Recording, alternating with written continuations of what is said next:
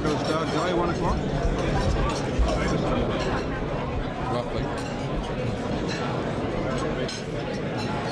Could someone take that away, if you don't mind? Would you mind? Certainly. Just check that light, Guy. Could you reach It's working.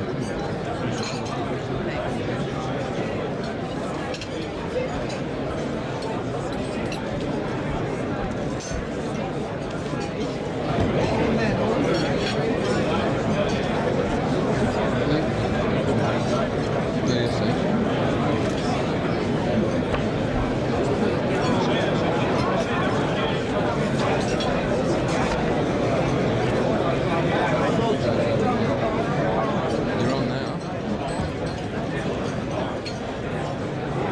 Right. No, microphone. You ready? Is the microphone Okay. there? Is the microphone Ready. there?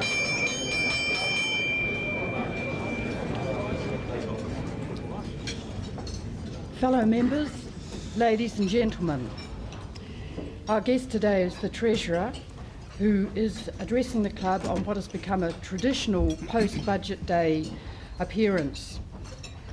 This is the 4th time that Mr Keating has addressed us, the 3rd time as Treasurer.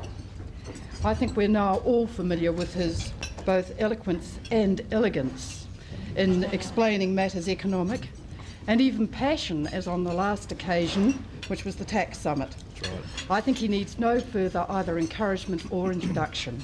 Thank you, Guy.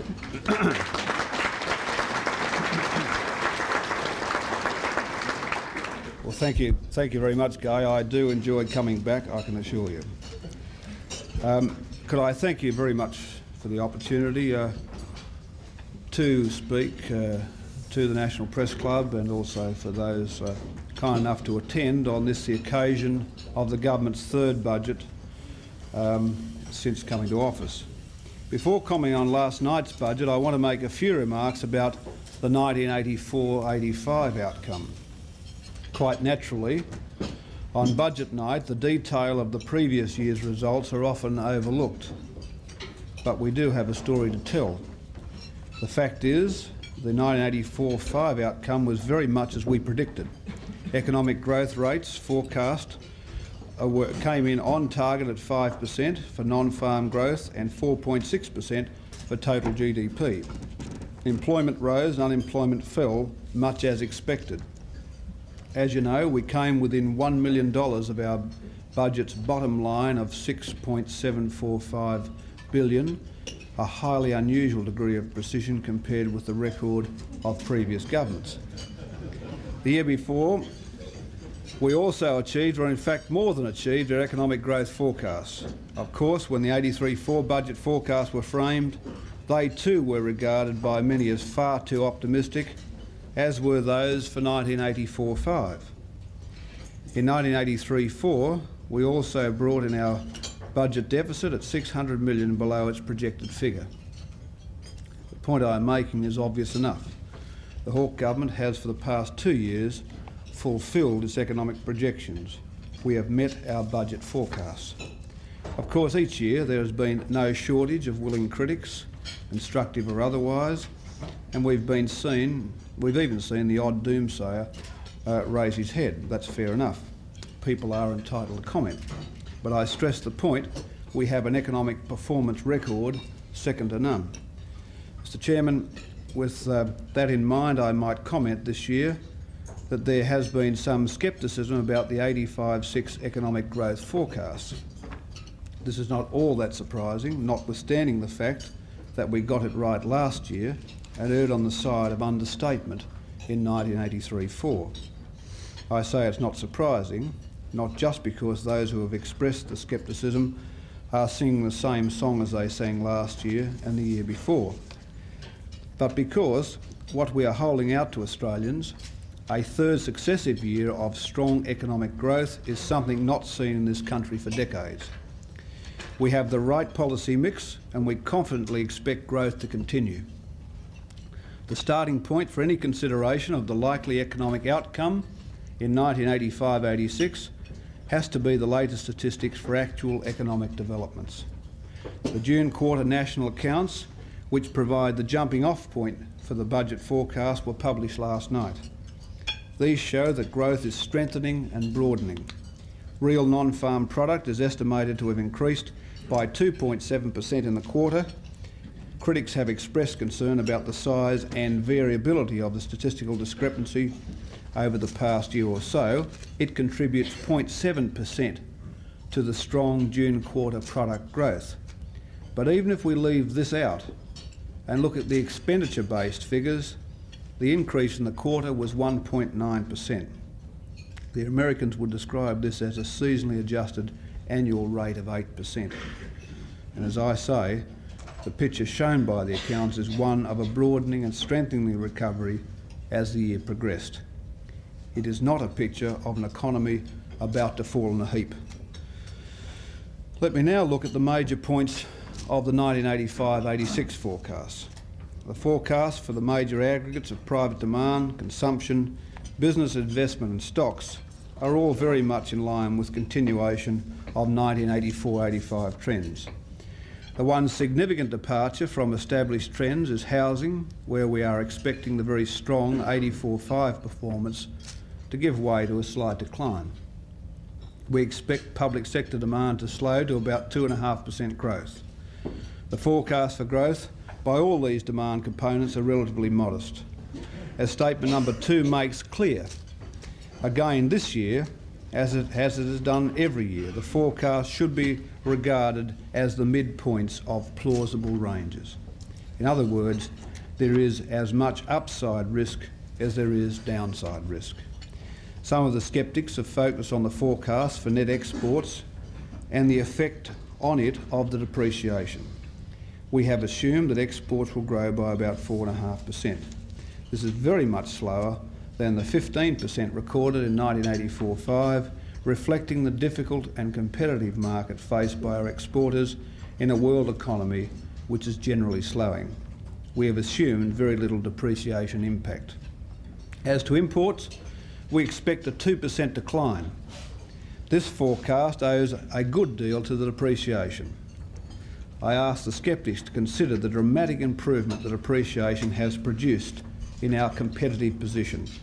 We are talking about a 20% change in relative prices.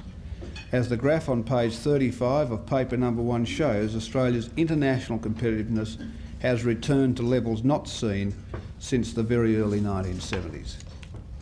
In the face of this improved competitive position, we have assumed some reversal of the very sharp increase in import penetration seen over the past couple of years. But even by the end of 1985-86, we expect import share of final sales in Australia to remain higher than they were in 1983-84. Frankly, if Australian businesses cannot win back at least this much of local demand, then their complaints about wages and competitiveness will be left with no credibility whatsoever. The overall estimated contribution to growth from the external sector is 1.25%. This is virtually equivalent to the OECD's corresponding estimate.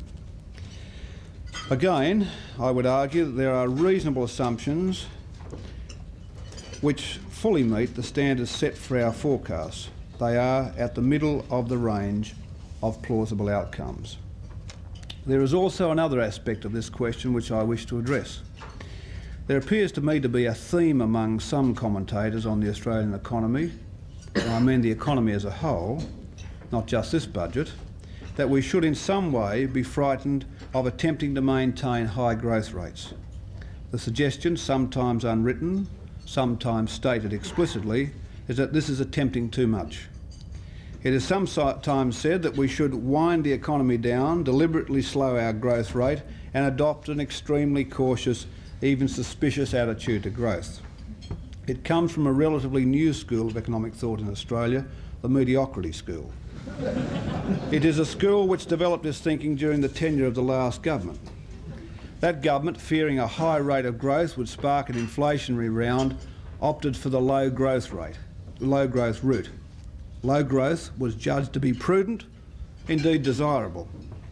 A low growth strategy may be very well for those who are safely in a job, enjoying a nice meal at the National Press Club or in some other equally pleasant environment.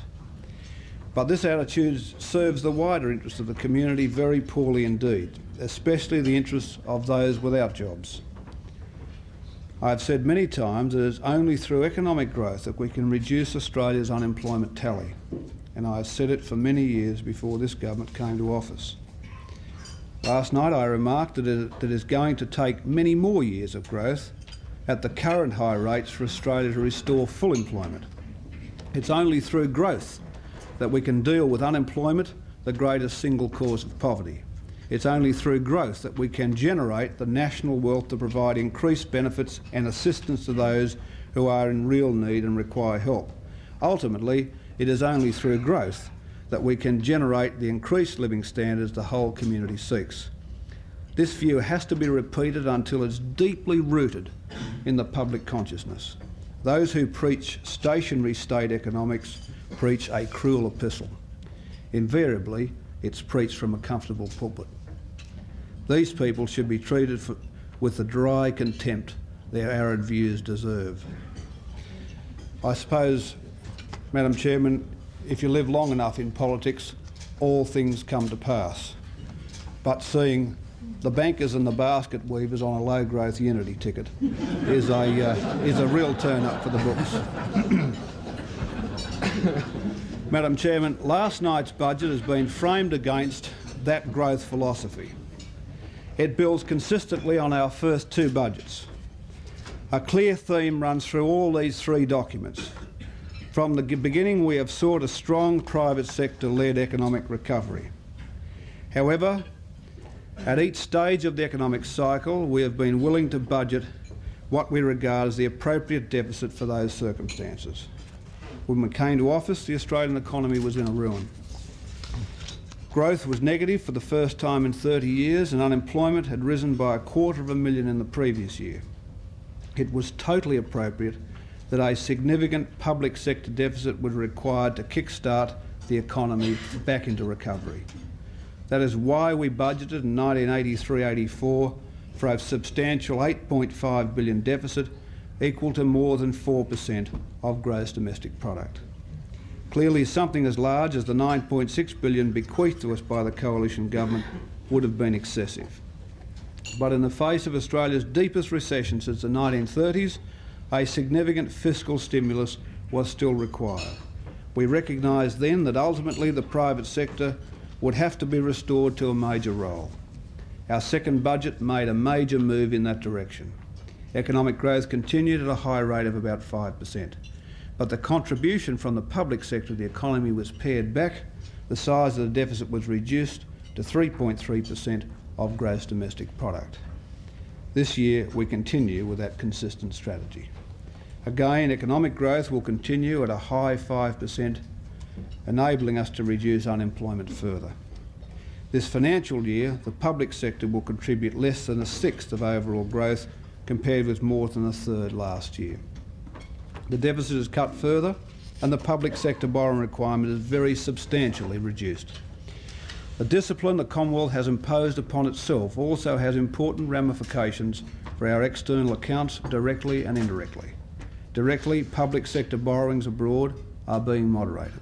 Indirectly, reduced public borrowings will have some counterpart in reducing lending to Australia by the rest of the world.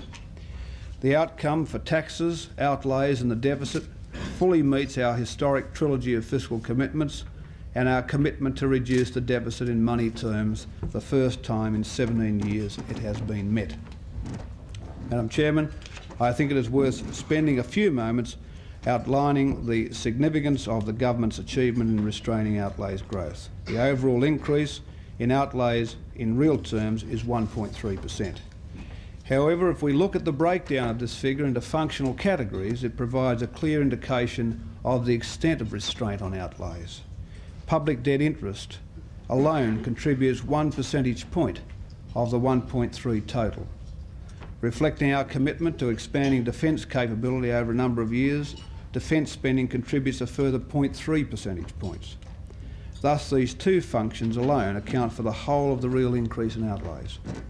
In other words, all other functions taken together show zero real growth, but within them we have also recorded priorities.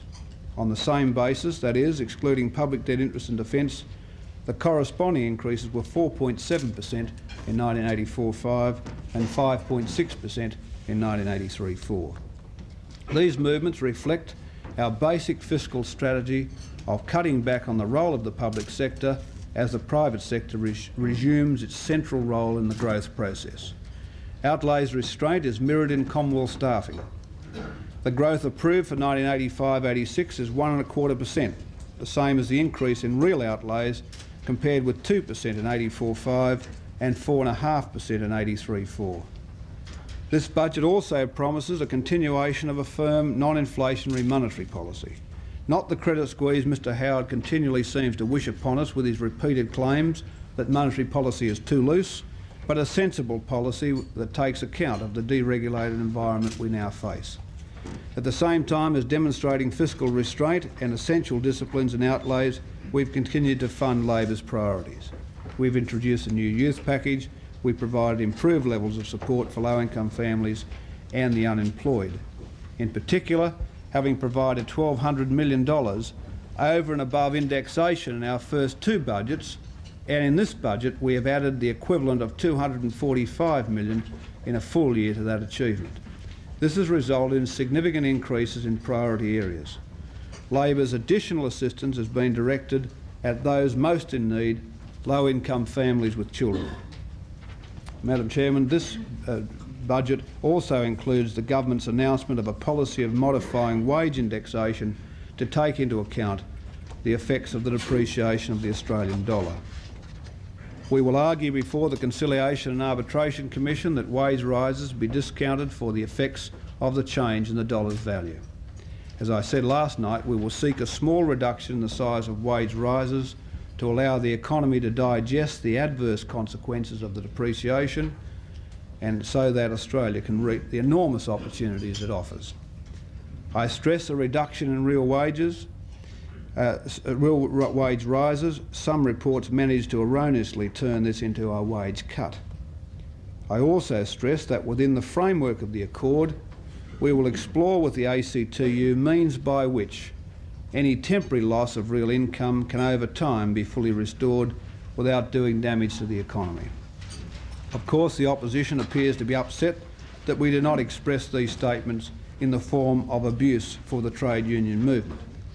Mr Peacock and Mr Howard, the architects of the 1980-81 wage chaos, never appear to be happy unless they are insulting trade unionists. The reality is that this government has a very successful relationship with the unions within the context of our accord with the ACTU. The accord has enabled us to kickstart the economy and turn in a solid growth performance without igniting inflation. The unions have delivered on their side of the accord. They've put a high priority on restraint to produce jobs. Jobs have been generated. There are 410,000 more people in employment than when this government came to office.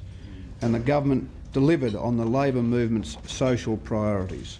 We've delivered full wage maintenance since March 1983. We've implemented Medicare, made tax cuts last year worth $2.1 billion, and we have instituted programs such as the First Home Owners Scheme and the Community Employment Program. I am absolutely confident that the Accord will prove durable and adaptable in the face of the current challenge of the dollar's depreciation. Already, it has been demonstrated that restraint brings high rates of growth and better conditions for us all. We intend to continue with that policy. Thank you.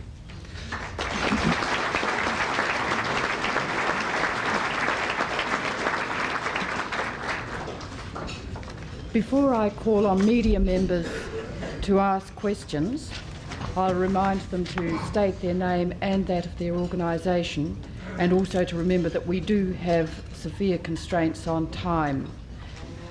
The first question is Dennis Atkins. Dennis Atkins, Adelaide Advertiser.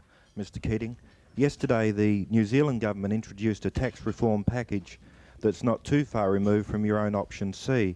I was wondering if you could comment on the differences between what occurred here and what has happened in New Zealand, and is what happened in New Zealand yesterday a statement on the political courage of the Longy government? Well, I think that depends how one's institutional framework is set, and I think when we look at the whole practice of wage fixation in this country and the impact of a large CPI effect of such a tax, we are obviously in the realms in this country of an intense discussion about how that should be accommodated. Now, I think the history of the tax debate in Australia was probably too short a history. I think a longer history would have made for more progress. But that said, the community here in this country, I don't think wanted the pace of change that perhaps Option C provided. Now, maybe things are different in New Zealand, but that's certainly the case here.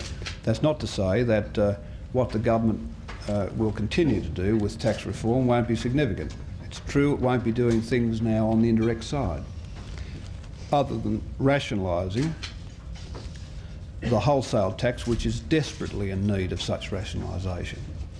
But its reforms on the income side will be significant, important and long overdue.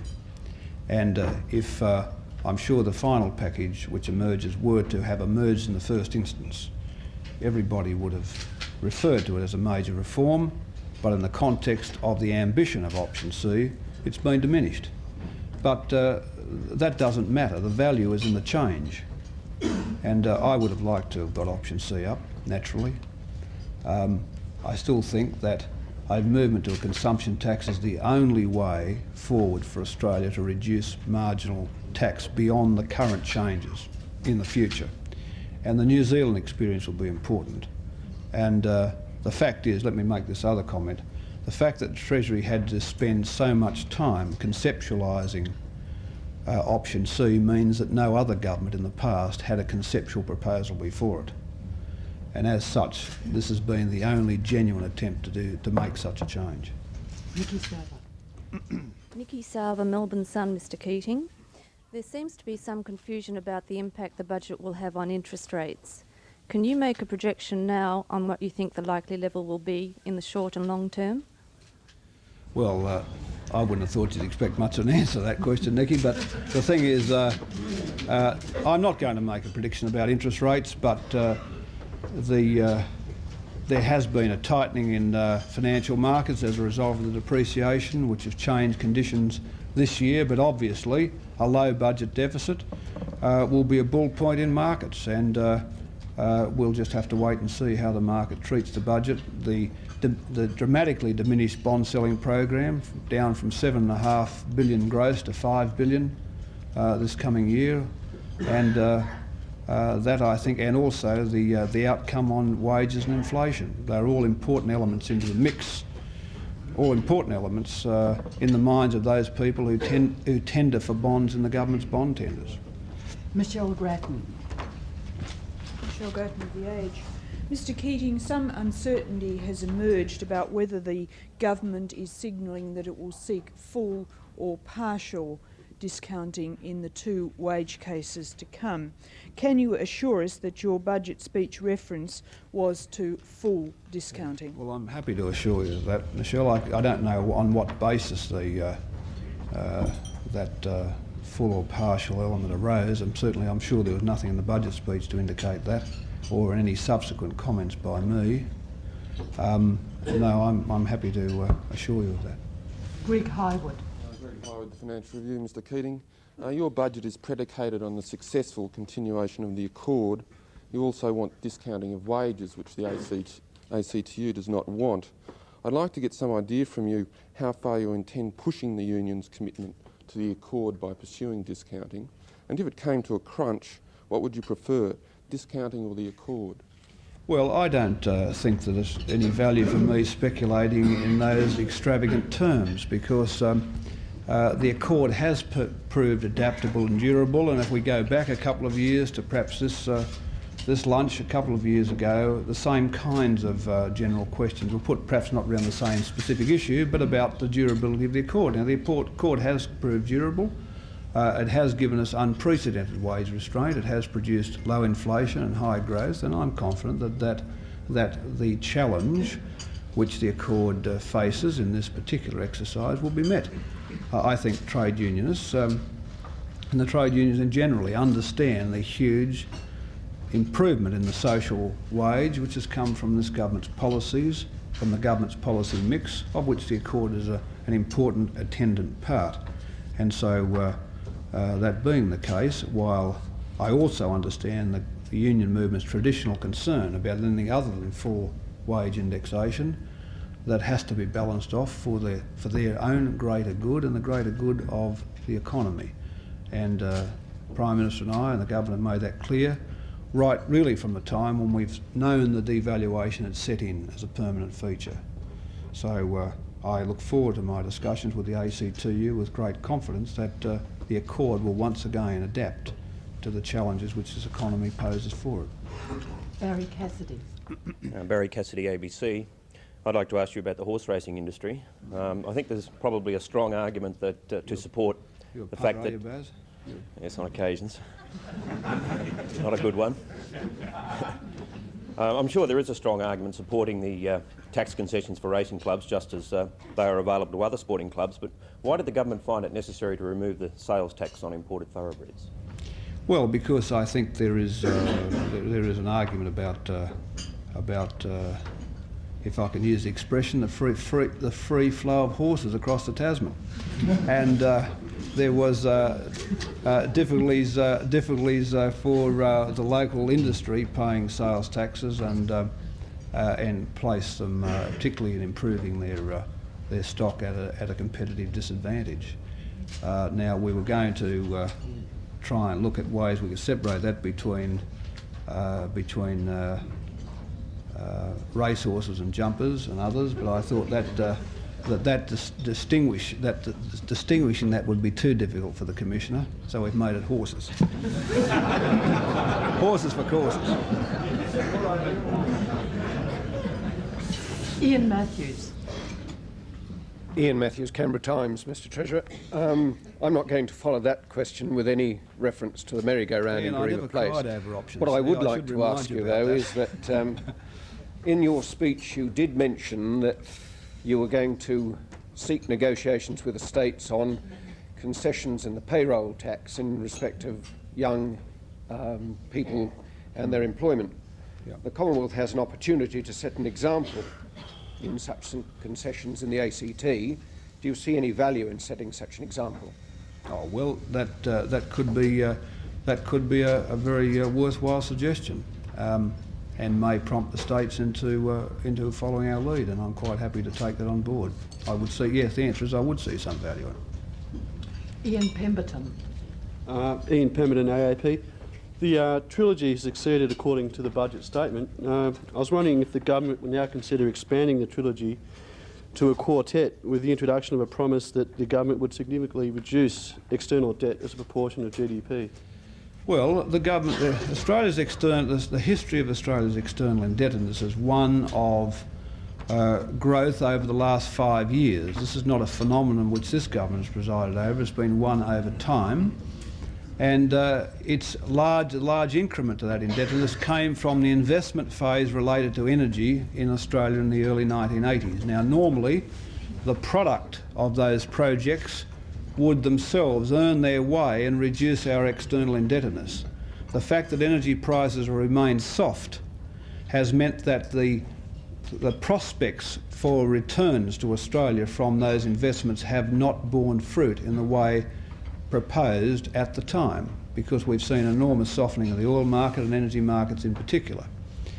And but over time I'm very confident that the investment in those projects will reap their rewards and deal with our external indebtedness. Now, the other reason why our indebtedness has risen and projected to rise in 1985-6 is because that the stock of debt in other currencies denominated in Australian dollar terms has risen with the depreciation. So we have the perverse effect of an early rise in the stock of debt, but over time, with a 20% change in relative prices, as exports grow and imports recede with more local demand met from local production, the lag involved in that will produce over time an improvement in our external account. And that's why it's important to remain competitive, and that's why we can't afford to have an inflation rate twice the rate of our trading partners. Hence the whole question about inflation and depreciation and wages, etc. And so the best contribution this government's going to make, rather than make some promise it's not itself able to keep, because the trilogy is about things for which the government has exclusive control, and what you're proposing is something way outside that particular realm. What the government can do, the best contribution it can make, is providing the economic conditions whereby our costs can be kept within reasonable bounds, our inflation rate brought to levels comparable or near comparable with our trading partners, and that over time the value of the depreciation will produce its own benefit in terms of reducing our external debt. Kevin Love. Kevin Love, Brisbane Sun Treasurer. Your colleague, the Finance Minister, when stressing at this club last month the need for the government to get its spending priorities right, said, and I quote, "The available evidence suggests that perhaps as many as 200,000 children are on the verge of malnutrition simply because household income is inadequate," unquote. Now, noting the welfare spending announcements by you last night and your comments again today about low-income families, I wonder whether you think that frightening prospect, as outlined by Senator Walsh, can be addressed by those increases in benefits, and what would stop the federal government from coming up with a specific program to address that particular problem? Well, I think Senator Walsh's comments been given in the context of us continuing to address the problem. Last year, in the budget, we had an increase of about, if you take a single, we're talking about mainly pensioners in rented accommodation with children. For, say, a pensioner with 3 children, $15 a week. This budget will result in a further $12 a week by May. And we are gradually lifting in a discretionary way those particular benefits and directing that support to those people most in need.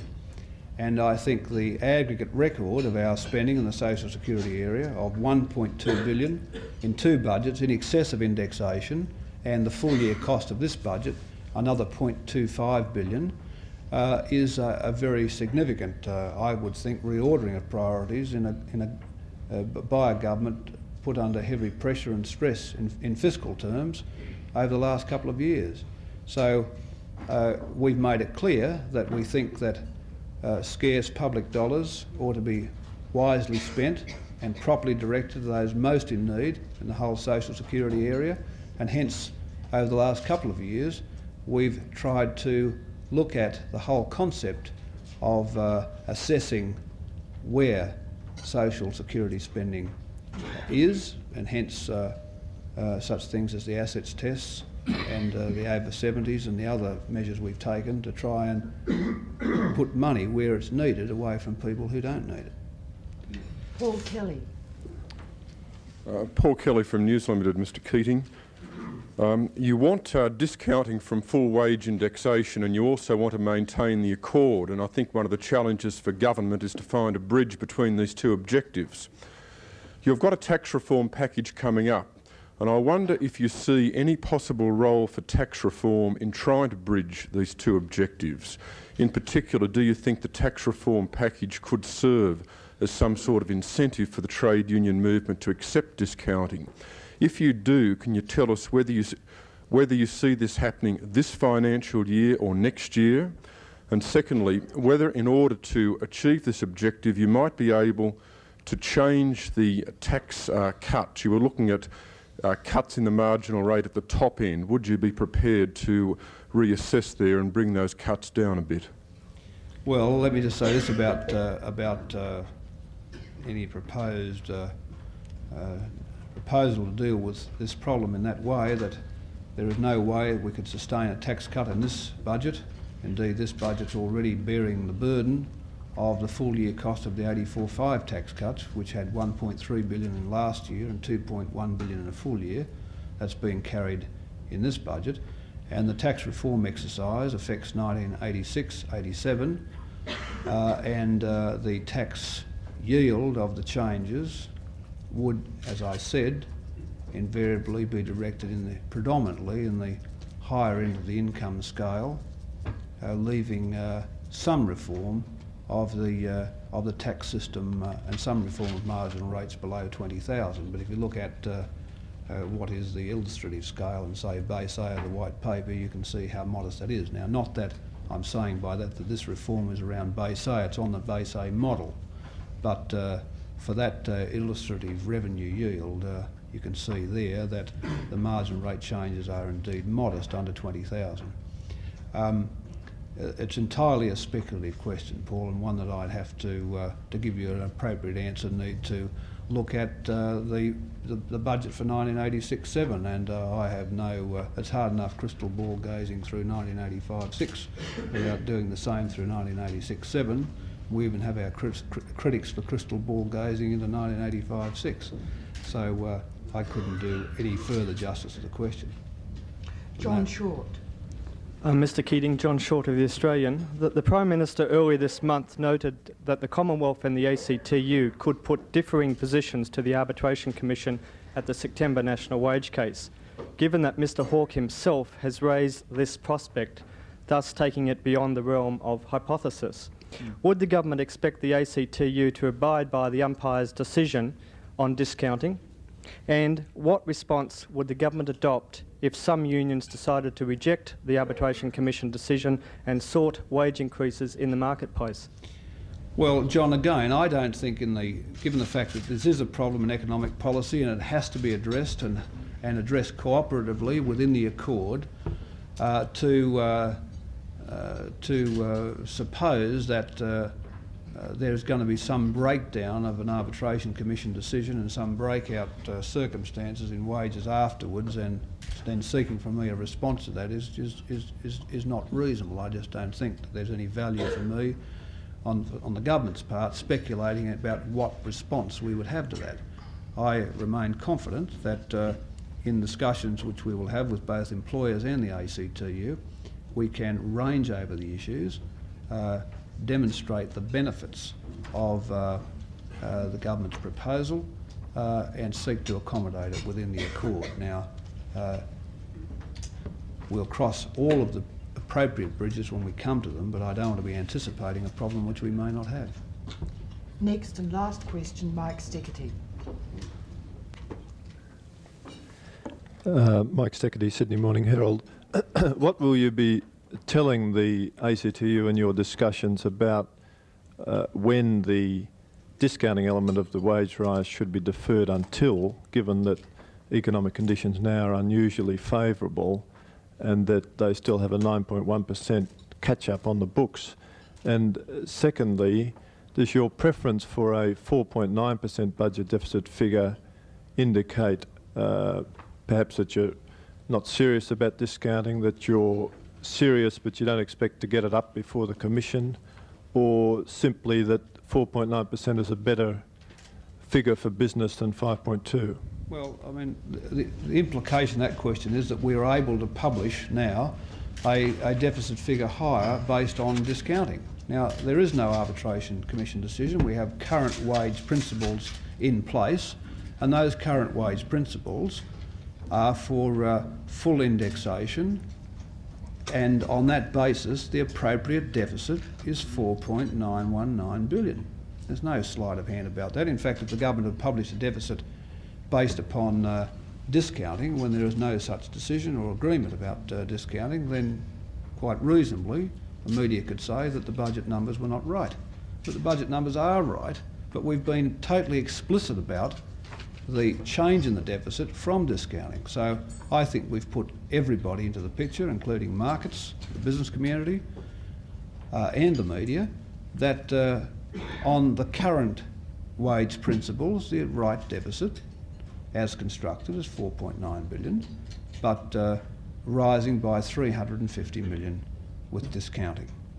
And it doesn't reflect any pessimism on the government's part. It reflects only the record as it stands, the proper accounting as it stands. As far as what the first part of the question, what we will put to the ACTU in terms of the accommodation of this problem, well, that's something for the government to consider itself. and to put to the ACTU in its own time and its own forums. And I don't want to do it here. But I remain confident that we can make this change and see the fruits of economic growth through 1985, 6 and beyond. And after all, I just stressed the theme of some of the things I said in the speech.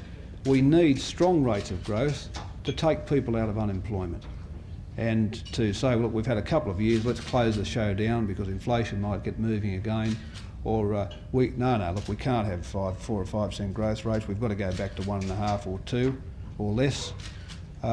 Is really just a policy this country cannot afford, and that's why one has to set one's sails for growth and hang on.